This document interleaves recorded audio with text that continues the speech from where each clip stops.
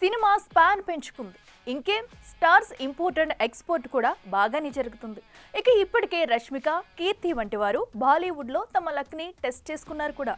ఇప్పుడు నా వంతు అంటూ శ్రీలీల ముంబై ఫ్లైట్ ఎక్కేగా తాజాగా మీనాక్షి కూడా అదే బాట పట్టడం విశేషం.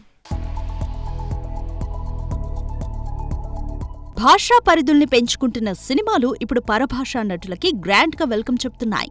మొన్నటికి మొన్న సమంత, సిటాడెల్, రష్మిక, చావా అంటూ సందడి చేస్తే నిన్న కీర్తి సురేష్ బేబీజాన్లో రచ్చ చేసింది. ఇక నేనేం తక్కువ అంటూ శ్రీలీల కూడా కార్తీక్ ఆర్యన్తో కలిసి నటించేందుకు బాలీవుడ్ బాట పట్టింది. ఇక వీరి సంగతి ఇలా ఉంటే ఇప్పుడు నా వంతు అంటూ మీనాక్షి చౌదరి కూడా ముంబై చెక్కేస్తుందన్న వార్తలు ఫిల్మ్ సర్కిల్స్ లో చక్కర్లు కొడుతున్నాయి. ఇచ్చట వాహనంలో నిలుపరాదు సినిమాతో టాలీవుడ్ కి ఎంట్రీ ఇచ్చిన మీనాక్షి రెండో సినిమా మాస్ మహారాజ్ రవితేజ కిలాడీలో ఛాన్స్ కొట్టేసింది. ఇక మూడో సినిమాగా వచ్చిన గుంటూరు కారంలో మహేష్ బాబు మరదలుగా నటించినప్పటికీ సినిమా బోల్తా కొట్టడంతో నెంబర్ గేమ్ లో వెనుకపడిపోయింది.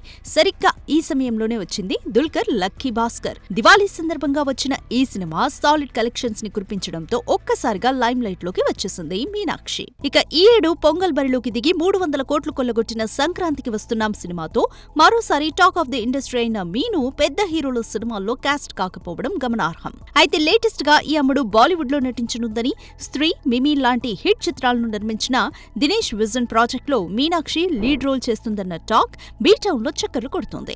వరుస హారర్ సినిమాల్ని లైన్ లో పెడుతున్న మడాక్ ఫిల్మ్ మీనాక్షి కోసం సరికొత్త స్టోరీని రెడీ చేసిందని, అతి త్వరలోనే ఈ సినిమాకి సంబంధించిన అనౌన్స్మెంట్ ఉంటుందని సమాచారం. చూడాలి మరి సౌత్ లో స్టార్ హీరోస్ కి కనిపించని ఈ అమ్మడి టాలెంట్ ని నార్త్ ఎలా ప్రొజెక్ట్ చేస్తుందో. For more videos like this, subscribe Big TV channel.